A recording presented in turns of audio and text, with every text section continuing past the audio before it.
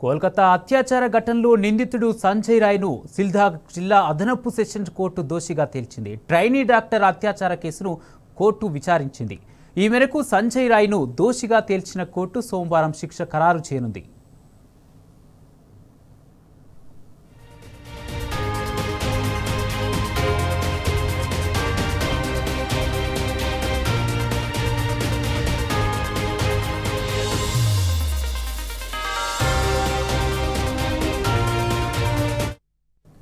గత ఏడాది ఆగస్టు 9వ తేదీన నార్త్ కోల్కతాలోని ఆర్జికర్ ప్రభుత్వ ఆసుపత్రిలో ట్రైనీ వైద్యురాలిపై అత్యాచారం జరిగింది. ఈ విషయం వెలుగులోకి వచ్చిన వెంటనే బాధితురాలి మృతదేహాన్ని పోస్టుమార్టం నిమిత్తం ఆసుపత్రికి తరలించారు. ఆమె పోస్టుమార్టం నివేదికలో షాకింగ్ విషయాలు బయటకొచ్చాయి. ఆమె ప్రైవేటు భాగాల్లోంచి బ్లీడింగ్ అయినట్లు, శరీరంలోని అనేక భాగాలపై గాయాల గుర్తులున్నట్లు తేలింది. కానీ ఇందుకు పూర్తి విరుద్ధంగా ఫోరెన్సిక్ నివేదిక ఉండటం గమనార్హం. క్రైమ్ సీన్లో ఎలాంటి పెనుగులాట జరగలేదని, అందుకు సంబంధించిన ఎలాంటి ఆధారాలు తమకు దొరకలేదని ఫోరెన్సిక్ నివేదికలో స్పష్టం చేసింది. బాధితురాలి తల్లిదండ్రులు, నిరసనకారులు రిపోర్ట్పై ఫైర్ అయ్యారు.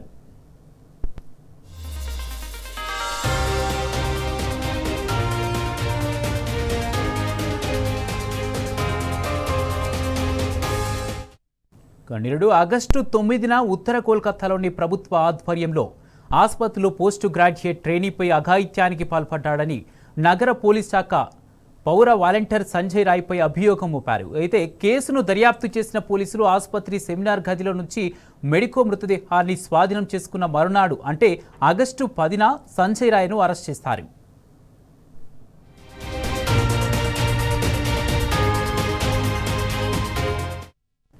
డాక్టర్ అత్యాచారంపై రహస్య విచారణ గత ఏడాది నవంబర్ 12న మొదలైంది. 120 మంది సాక్షులను విచారించారు.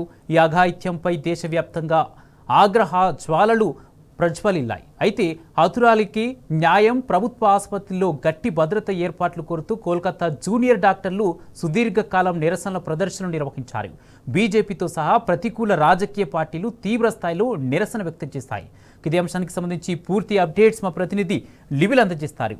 లివిల్, కోల్కతా ట్రైనీ డాక్టర్ అత్యాచార ఘటన యావత్ దేశమంతా కూడా సంచలనం రేకెత్తించింది. అందులో భాగంగా యావత్ మెడికోస్ అంతా కూడా ఆందోళన వ్యక్తం చేశారు. మెడికోస్ అంతా కూడా తీవ్రంగా ఖండించారు. ఆ ఘటనకు సంబంధించి ఖచ్చితంగా విచారణ చేపట్టాలి. లోతుగా విచారణ చేసిన తర్వాత ఎవరైతే దోషులు ఉంటారో వారిపైన కఠినంగా శిక్షించాలని చెప్పేసి కూడా విధులు బహిష్కరించి పెద్ద ఎత్తున నిరసన కార్యక్రమాలు చేపట్టారు. కోల్కతా అంతా కూడా ఒక దాదాపు మొన్నటి వరకు కూడా అప్పటికని చెప్పుకోవచ్చు. అక్కడ గౌరవం అక్కడ ప్రభుత్వం వెస్ట్ బెంగాల్ సీఎం మమతా బెనర్జీ ప్రభుత్వానికి వ్యతిరేకంగా పెద్ద ఎత్తున నిరసన కార్యక్రమాలు చేపట్టారు. విధులు బహిష్కరించారు. వివిధ రూపాల్లో నిరసన తెలిపారు. వారికి మద్దతుగా అనేక రాష్ట్రాల్లో కూడా మెడికోస్ కావచ్చు, ఇతర ఎవరైతే సామాజికవేత్తలంతా కూడా ఆర్జికర్ హాస్పిటల్లో జరిగిన ఘటనకు సంఘీభావంగా పెద్ద ఎత్తున నిరసన చేశారు. రాష్ట్రంలో కూడా దేశంలో కూడా అన్ని హాస్పిటల్స్ అన్ని కూడా వైద్యులంతా కావచ్చు, మెడికోస్ ఎవరైతే జూనియర్ డాక్టర్స్ ఉంటారో వారంతా కూడా ఆ విధులు పక్కన పెట్టి నిరసన వ్యక్తం చేశారు. దీనికి ప్రత్యేక చట్టం తేవాలి, సుప్రీంకోర్టు ఆధ్వర్యంలో దీనికి చట్టం తేవాలని చెప్పేసి చెప్పారు. కేంద్ర ప్రభుత్వం కూడా దీనిపైన వెంటనే దృష్టి సారించాలి. ఎవరైతే ఇలాంటి ఘటనలు పునరావృతం కాకుండా ఉండాలంటే ఖచ్చితంగా బాధ్యులపైన కఠినంగా శిక్షలు తీసుకోవాలి, కఠిన శిక్షలు అమలు చేయాలి. అమలుకు సంబంధించి ఇప్పుడే ఏదైనా ఒక జడ్జిమెంట్ కావచ్చు, లేదంటే ఒక చట్టం రూపొందించి అమలు చేయాలని చెప్పేసి కూడా వారంతా పట్టుపడ్డారు. దేశవ్యాప్తంగా ఒక సంచలనం రేకెత్తించింది. ఈ నేపథ్యంలోనే ఏదైతే ఈ ట్రైనీ డాక్టర్ సంబంధించి ఆగస్టు 7న ఈ హత్య గురైంది. ఈ నేపథ్యంలోనే ఇదంతా కూడా అటు రాష్ట్ర ప్రభుత్వం అంతా కూడా కొంత పారదర్శకంగా విచారణ చేపట్టదు. ఖచ్చితంగా ఇది కేంద్ర ప్రభుత్వానికి సంబంధించిన ఏజెన్సీల ద్వారా విచారణ చేపట్టాలి. కేంద్ర ప్రభుత్వం సంబంధించిన సిబిఐని దర్యాప్తు బృందంగా ఆదేశించారు. అక్కడ సిట్టు కావచ్చు, అక్కడ పోలీసు ఉన్నతాధికారుల పైన కూడా అక్కడ ఏదైతే మెడికోస్ ఉన్నారో వారంతా కూడా అనుమానం వ్యక్తం చేశారు. అయినప్పటికీ కూడా సిబిఐ విచారణ చేసింది. అక్టోబర్ 7న ఛార్జ్ షీట్ కూడా దాఖలు చేసింది. ఈ విచారణ అనంతరం ఇవాళ అక్కడ లోకల్ కోర్టు ఇవాళ జడ్జిమెంట్ ఇచ్చింది.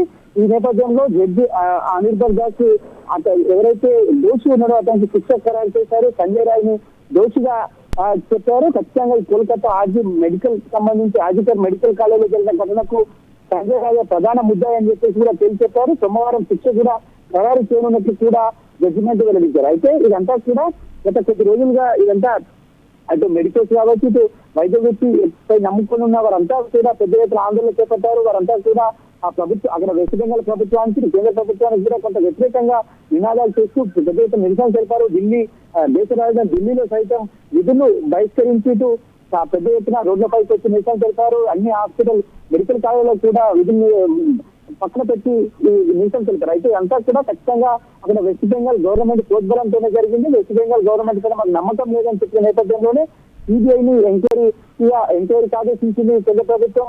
ఎంక్వైరీ చేసింది. సుప్రీంకోర్టు కూడా దీనిలో ప్రత్యేకంగా ఇన్వాల్వ్ అయింది. ఎవరైతే మెడికల్ సంబంధించి నిరసన చేస్తున్నారో వారందరికీ కూడా ఒక నిర్దేశం చేసింది. మీరంతా కూడా విధుల్లో హాజరుకండి, అత్యవసర విభాగాల్లో పనిచేస్తున్న కనుక ఖచ్చితంగా వెంటనే విధుల్లో హాజరుకండి. మీ సమస్యలు ఏమైనా ఉంటే మీకు ఖచ్చితంగా మీకు ఇలాంటి ఘటనలు పోరాటమైన కఠిన శిక్షలు కూడా అమలు చేసేందుకు మేము వెనుకాడం. ఖచ్చితంగా మీరు ఇతరులను రక్షించేవారు కనుక మీకు కూడా మంచి ఎలాంటి చట్టాలు ఉంటే వారన్నింటినీ కూడా మేము రూపొందిస్తామని చెప్పేసి సుప్రీంకోర్టు సైతం చెప్పింది. ఈ నేపథ్యంలో సిబిఐ అక్టోబర్ 7న ఛార్జ్షీట్ దాఖలు చేసింది. వాళ్ళ విచారణ అనంతరం ఎవరైతే సంజయ్ రాయ్ ఉన్నారో అతన్ని దోషిగా ప్రకటించింది జడ్జి. ఈ నేపథ్యంలోనే సోమవారం ఇతనికి శిక్ష అవకాశం. ఈ నేపథ్యంలో మెడికల్ సెంటర్ కూడా హర్షం వ్యక్తం చేస్తున్నారు. ఇలాంటి ఘటన పునరావృతం కాకుండా అంటే శిక్షలు కఠినంగా అమలు చేయాలి, దోషి ఎంతటి వారైనా శిక్షించాలి. ఇలాంటి ఘటనలు పునరావృతం కాకుండా ప్రభుత్వం కావచ్చు, రాష్ట్ర ప్రభుత్వం, కేంద్ర ప్రభుత్వం ఇద్దరికి కూడా రెండు ప్రభుత్వాలు కూడా కఠినమైన నిబంధనలు అమలు చేయాలి. మెడికోస్ పైన దాడులు జరిగిన నేపథ్యంలో మెడికోస్ కు ఎలాంటి దాడి జరగకుండా ఒక ప్రత్యేక చట్టాన్ని కూడా రూపొందించాలని ఇటీవల చెప్పారు. మరొక చెప్తున్నారు. ఏదేమైనప్పటికీ వాళ్ళ ఏదైతే ట్రైనీ డాక్టర్ సంబంధించిన అత్యాచారం హత్య నేపథ్యంలో సంజయ్ రాయ్కి దోషిగా పరిచిన నేపథ్యంలో సోమవారం శిక్ష ఖరారు చేయడానికి తెలుస్తుంది కుమార్. Right, thank you లివిల్.